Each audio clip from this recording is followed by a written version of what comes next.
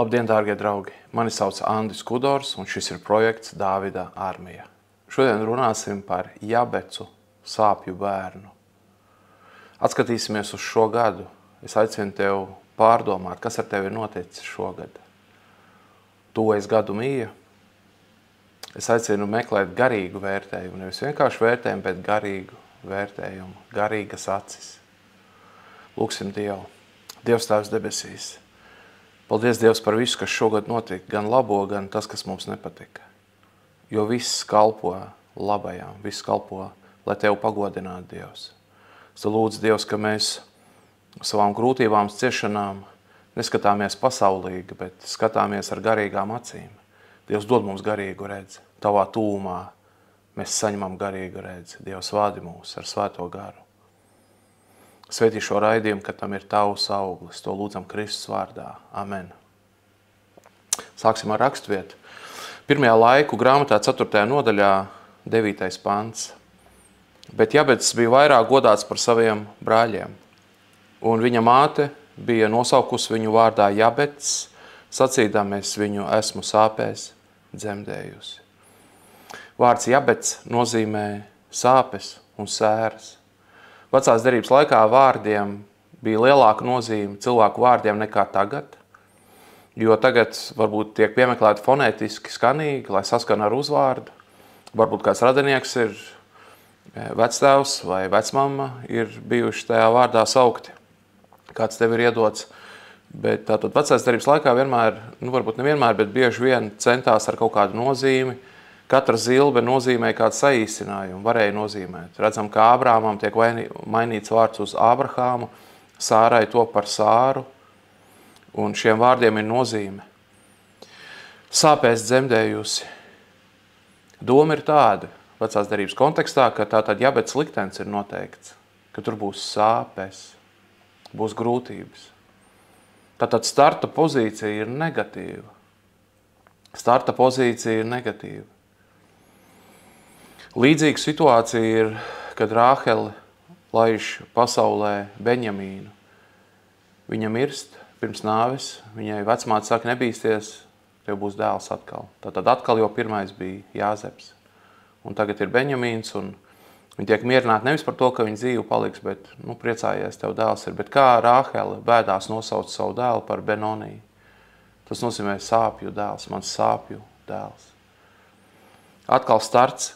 Ir grūts, ir ciešanas. Jēkabs pārsauc sava dēla vārdu.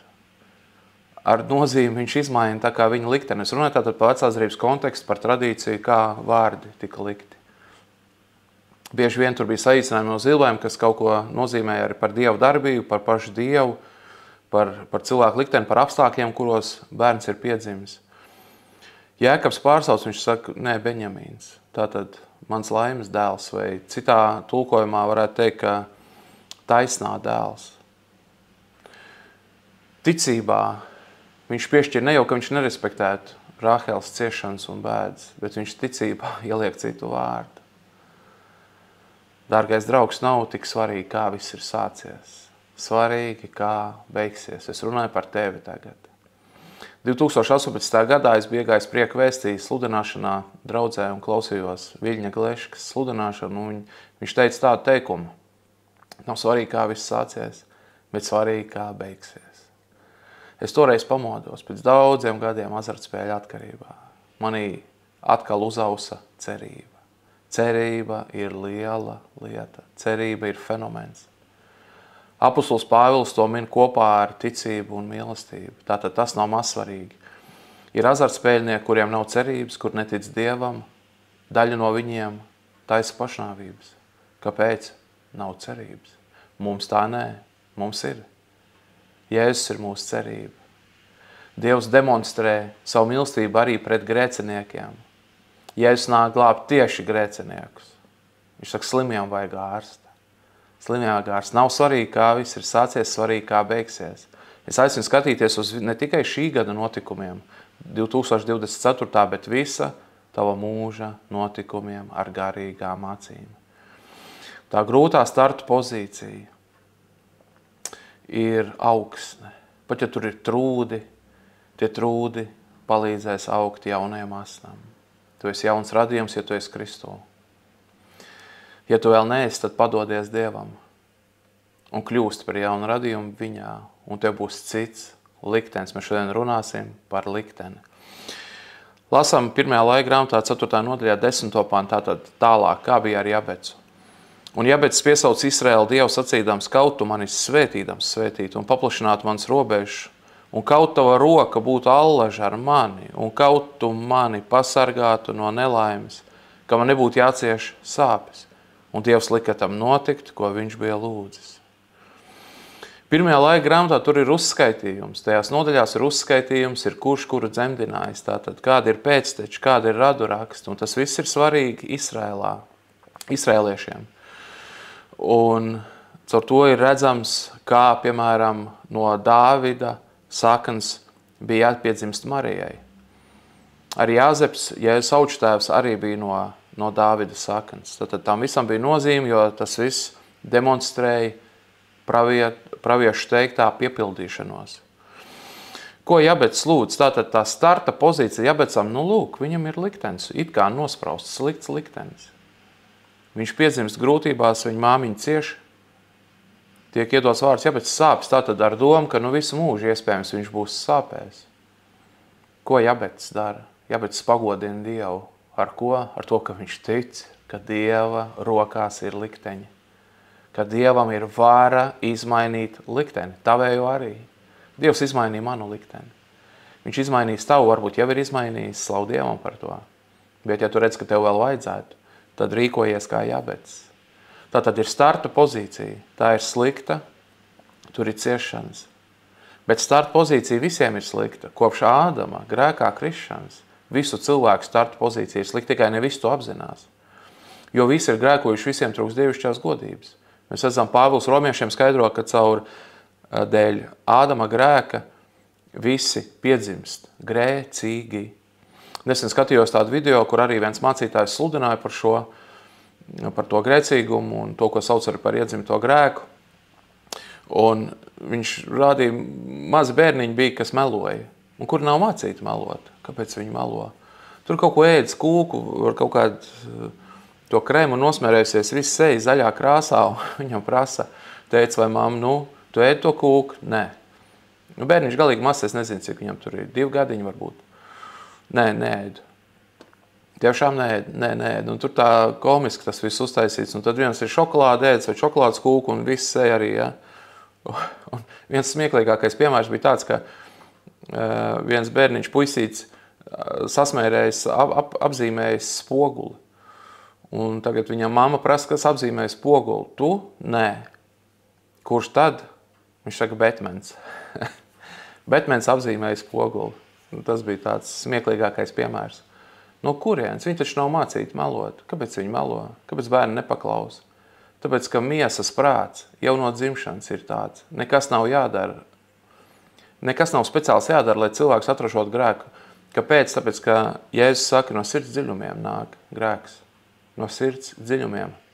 Mums vajag sirds operācija, vajag svētā gara vadība, vai akmens sirds nomainīšana uz mīkstu sirdi, kurā ir Dieva bauslība ierakstīta un kura spēja klausīt Dievam. Ko Jabecis lūdz? Tā tad ir slikta pozīcija, slikts sākums. Viņš saka, kaut tu man svētīdams svētīt. Tātad viņš zina, ka Dievs var izmainīt. Kaut tu paplašināt mans robežu. Vecās derības laikā tā robežu paplašināšana nozīmē, tev ir vairāk zemes, tev ir vairāk pārtiks, tev ir vairāk varas kaut kādā nozīmē. Kaut tu paplašināt mans robežu. Ja mēs skatāmies garīgi, mēs šo pašu vārdus varam izprast garīgi.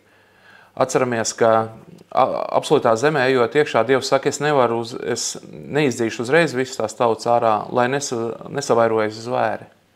Jo tu vēl nespēji to pārvaldīt. Tātad Dievs mūs vada no spožuma uz spožumu pakāpeniski. Un arī šī ir tāda robeža paplašināšana. Es ticu, ka absolūtā zeme tas ir mūsu garīgais stāvoklis attiecībās ar Dievu. Absolūtā zemē nedrīkst slēgt līgums ne ar kādām ļaunām tautām. Tikai Dievs tur drīkst valdīt, nekāda elka nedrīkst būt. Tā ir mūsu sirds, mūsu prāts. Šeit nedrīkst būt nekāda elka. Tikai Dievs drīkst valdīt mūsos. Tā ir mūsu absolūtā zeme, ja mēs esam Kristū. Mēs esam absolūtajā zemē. Jo tas nav vēl par debesīm. Jo absolūtajā zemē bija jākaujās ar Anaka dēliem. Debesīs jau nebūs jākaujas. Tur rakstīts, ka nebūs bēdu, nebūs asar. Dievs noslaucīs visas asaras. Tātad runa ir par mūsu cīņu uz zemes, par teritorijas izkarošanu, garīgās teritorijas. Par to, ka mēs savā dzīvē ļaujam arvien vairāk Dievam valdīt. Un tam līdzi nāk svētība. Viņš saka, paplašināt mans robežas. Es šo tā arī saprotu. Tātad garīgi paplašina mans robežas. Kaut to roku būtu allaži ar mani.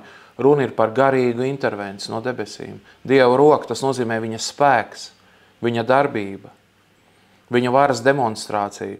Un tā ir mīloša tēva roka, tātad tā ir žēlastība. Kaut tava roka būtu allaži ar mani. Kaut tu man pasargāt no nelaimes, protams. Svētais gars ir aizstāvis. Dievs ir mūsu aizstāvis. Kad tu pasargāt no nelaimes un man nebūtu jācieš sāpes, te ir vārds sāpes, jābecis ir sāpes. Viņa liktenis it kā ir noteikts, ka viņš būs staigājošās sāpes. Nē, jābecis tam nepiekrīt. Ticībā viņš lūdz Dievu, Dievs, nē, šo likteni man nē, žēlastību. Tavu brīnumainu darbību pie manis. Lai man nebūtu jācieš sāpes, tā tad izmaini manu iekšējo būtību, jo ir nosprausts it kā, ka šī būtība ir sāpes. Tas pats ir katram mums, mūsu startu pozīcija. Vašingtonā es gāju pa ielu, lūdzu, cīnījos ar grēku, lūkšanā, apsēdos uz soliņa. Turpināju lūgt, klausījos kristīgu mūziku. Saņēmu garīgu atklāsmi no Dieva. Par to tādu garīgu atziņu, par to, ka visas man iepriekšējā dzīve, visas mani pareizie un nepareizie lēmumi arī nepareizie. Bija daļa no Dieva plāna. Kāpēc? Lai es tagad būtu laimīgs Dievā. Lai es aiz laimes raudātu tagad pateicīgs par to, ko viņš izdarīs pie manis, atpestīs no azartspēļu atkarības no citiem grēkiem. Brīnumainu vada. Es gribu vairāk, es gribu, lai vēl plašāks robežas. Bet tas iepriekšējais, ko es atskatījos, es sapratu, pat man sliktie lēmumi, man bija jāpiedod sev. Ka tie sliktie lēmumi bija daļa no šodienas svētības. Mani sliktie, ne tas, ka grēks būtu labums. Grēks vienmēr ir ļaunums, bet Dievs izmanto ļaunumu par labu. Lai viņš tiktu pagodināts, lai mēs saņemtu svētību lielāku, nekā ja šo grūtību, šo ciešanu un pat grēku, ja nebūtu bijis. Jērs bija paredzēts jau pirms pasaules, viņš bija jau pirms pasaules radīšanas. Jērs ir tas, kurš izpērk, tā tad jau bija paredzēts, ka būs krišana. Ne jau, ka Dievs grib, ka mēs grēkojam, bet saprotiet, tā ir daļa. Dievs visu vada pēc sava nolūka. Ja Dievs nebūtu gribējis, ja Dievs gribētu nepieļaut krišanu, viņas nebūtu bijis. Bet jau bija paredzēts, jo Jērs jau bija pirms pasaules radīšanas, Jēzus Kristus.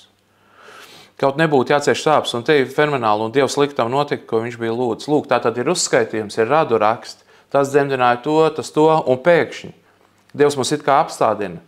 Ja jūs lasīsiet šo laiku, pirmās laika grāmatas šīs nodaļas, 3., 4., 5., jūs redzēsiet, ka pie Jabets ir vairāk uzmanības. Ja citi ir vienkārši nosaukt vārdā, tad pie Jabets Dievs it kā apstājas un mums saka, lūk, skatieties, kā var būt.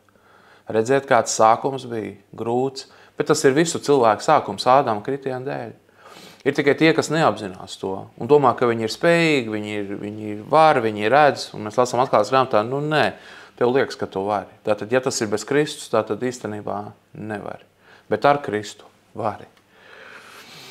Un Dievs lika tam notikt, ko viņš bija lūdzis. Cik svētīgi, un cik lakoniski, un cik fundamentāli īstenībā. Tātad vienalga, cik ir zems starts, cik grūti ir tavā dzīvē, tas tie trūdi, tā būs laba augsne nākamajam. Es tajā posmā 2018. gadā, kā minēju, biju tātad pie Gleškas, dzirdēju viņa šo sludināšanu, Dievs man modināja, es aizgāju arī uz jauno paudzi. Un Aleksējs Ļeģājevs sludināja, viņš teica apmēram tā, ka ko nozīmē sākt no nulles?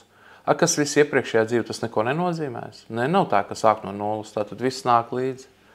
Un tas man atkal uzrunāja, Dievs man caur to uzrunāja, ka viss iepriekšējais noderēs. Dievs visu vērsīs par labu, visas lietas nāk par labu tiem, kas Dievu mīl. Lasīsim vēl vienu fragmentu no Bībeles Daniela grāmatā 5. nodaļā, no 22. pantu. Un tu, viņa dēls Belsacar, neiedvesi sev pazemību savā sirdī, kaut gan tu visu to zināji. Tu drīzāk esi sacēlies pret debesu kungu, jo dzīrēs kalpi bija spiesti atnest tev un nolikt tev tavā priekšā Dieva nama traukus, un tu un tavu izciltīgie tavas sievas un blakus sievas, jūs visi dzērāt vīnu no tiem un daudzinājāt īpašās slavas dziesmās savus sudraba un zelta varu un dzelzs, koku un akmens dievus, kas neredz, nedzird un kam nav prāta. Bet tam dievam, kura rokā stāv tava dzīvības dvēsma, un visi tavi ceļi un likteņi tu nedevi godu. Kāpēc Dievs saka Belsacaram caur pravieti, ka viņš zināja visu? Tātad viņš zināja, kā bija Nebukadnēcaram. Kad Nebukadnēcars sajūtās, ka viņš var, ka viņa starta pozīcija ir laba, viņš ir varens, tad Dievs viņam lika ieiet neprātā uz 7 gadiem. Viņš ēda zāli ar lopiņiem. Un tad viņš attopās, pēc 7 gadiem Dievs viņam ļauj saprast un iedot atziņu, ka Dievs dod varu, kam grib. Un Nebukadnēcars liekas, viņš pats sevi redz kā īpaši, bet Dievs viņam skaidro, un tu neesi tik īpašs. Ja es tev nedot varu, tev viņas nebūtu. Tātad Dievs dod varu, Dievs mums dod veiksmu un izdošanos, gribu pat un izdošanos. Un viņš bija redzējis pie Nebukadnēcara šo, viņam tas bija jāzina. Un tāpēc viņam saka, bet tu to neesi ievērojis, tu to esi palaidis garām. Un tagad tu elkiem tur un zaimo Dievu ar to, ka tie trauki, kas ir iesvētīti kalpošanai, un tu viņus lieto tagad muļķībām un grēkam un elku pagodināšanai. Bet tam Dievam, kura rokā stāv tavu dzīvības dvēsmu un visu tavu ceļu un likteņu, tu nedevi godu. Visi tavi ceļi un likteņi. Jabets uzticās Dievam, ka viņa ceļu un viņa likteņi ir Dieva rokās. Tāpēc viņš saka, Dievs glāba. Dievam patīk, ka mēs ticam, ka viņš ir labs, ka viņš darīs labo. Viņš caur to tiek pagodināts.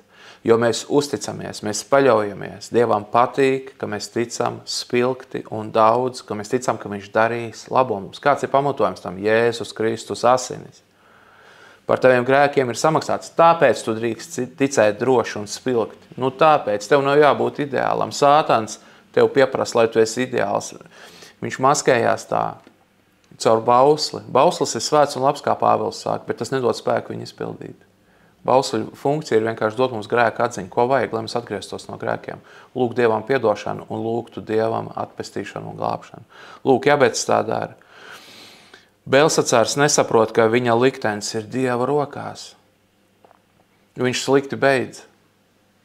Mums tā nē. Mēs ticam, mēs mācamies ticēt, ka mūsu likteņi ir Dieva rokās. Tāpēc ir vērts lūgt. Vienalga kāda ir starta pozīcija. Klausies, vienalga, kas ir noticis 2024. gadā. Un vēl pirms tam visos gados, ko tu uz zemes esi bijis.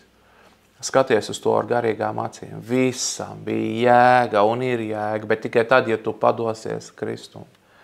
Ja tu uzticies savu dzīvi viņam pilnībā. Tad tu ar garīgām acīm skatīsies atpakaļ un redzēsi, tam bija jēga.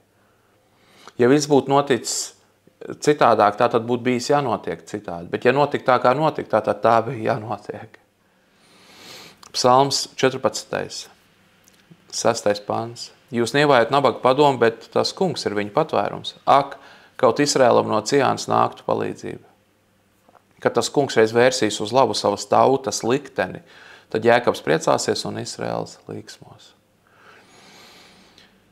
Kad priecāsies Jēkabs un Izrēls līksmos? Tad, kad Dievs pavērsīs likteni par labu. Dieva varā tas ir. Dieva varā vēl lasam 31. psalmā 15. pantu. Bet es paļaujos uz tevi, kungs, es saku, tu esi mans Dievs. Tavā rokā stāv mani likteņi. Izglāb man no man ienaidnieku un vajātāja rokas. Liec spīdēt savam vaigām pār savu kalpu. Palīdz man pēc savas žēlastības. Te atkal ir teikts tavā rokā mani likteņi. Liec spīdēt savam vaigām pār savu kalpu. Kas ir vaigs seja? Spīdēt. Nu, ja Dievs ir gaisma. Viņš ir gaišs, tātad viņa skatiens. Tur visur ir gaisma. Un kad tu esi tur tūmā, tu esi gaismā.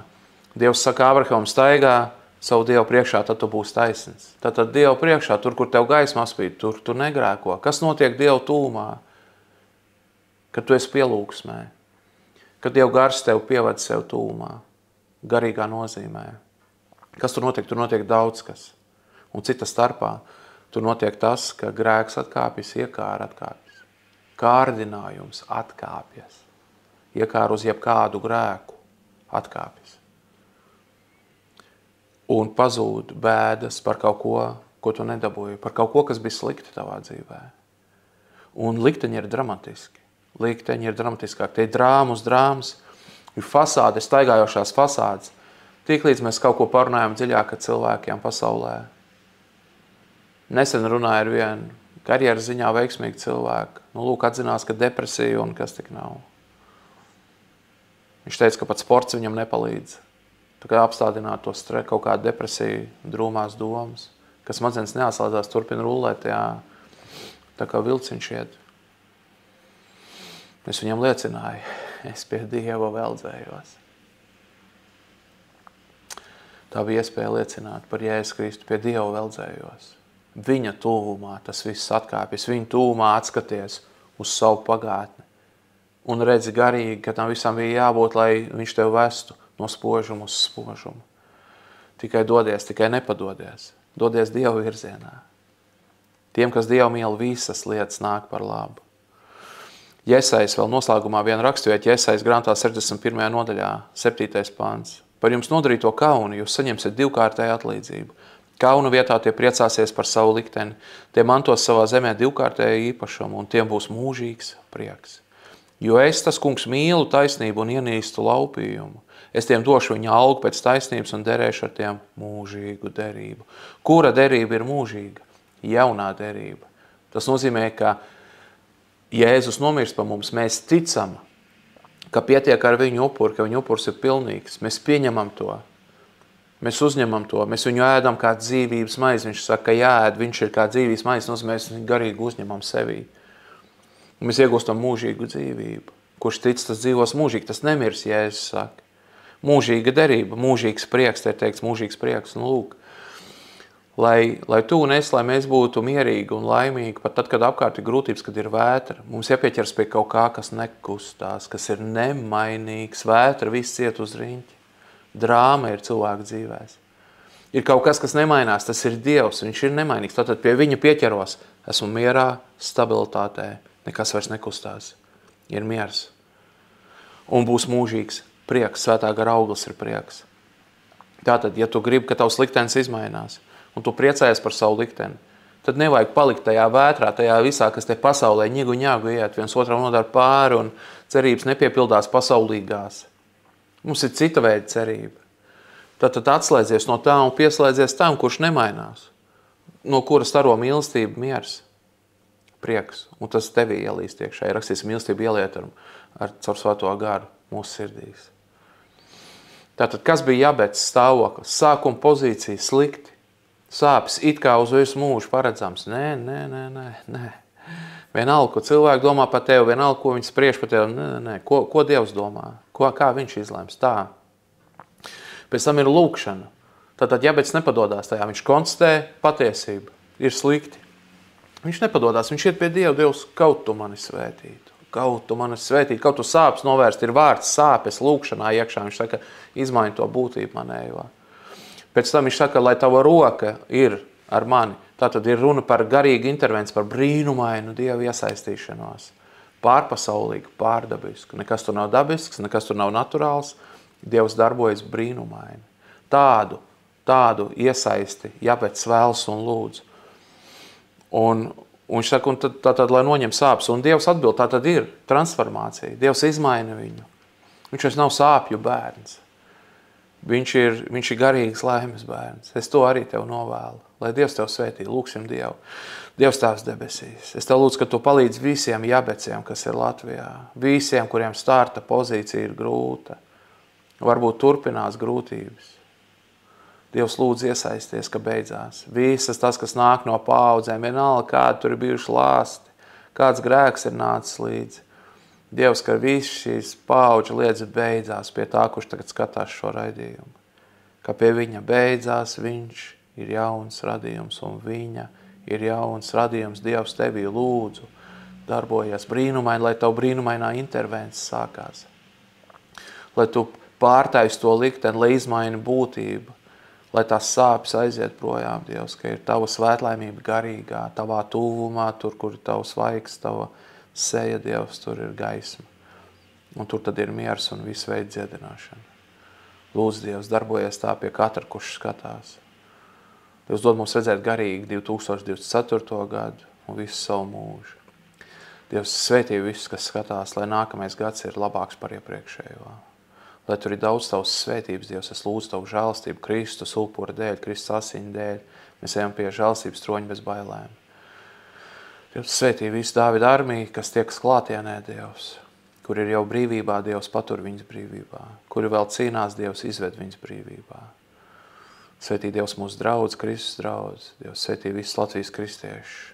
Vadi Dievs tā Latviju, kad te būs vēl vairāk kristiešu, daudz vairāk 2025. gadā. Mēs ieliekam, Dievs, visu šo gadu, visu Latviju tavās rokās, viņa tā jau ir tavās rokās. Mēs lūdzam, Dievs, brīnumainu žēlastību. Mēs lūdzam, ka kristiešu skaits pieaug, ka tavu valstību aug, Dievs, to lūdzam Kristus vārdā. Amen. Paldies, dārgie draugi. Man sauc Andis Kudors, šis ir projekts Dāvida armija. Mēs tiekamies pēc nedēļas. Esiet svētīti.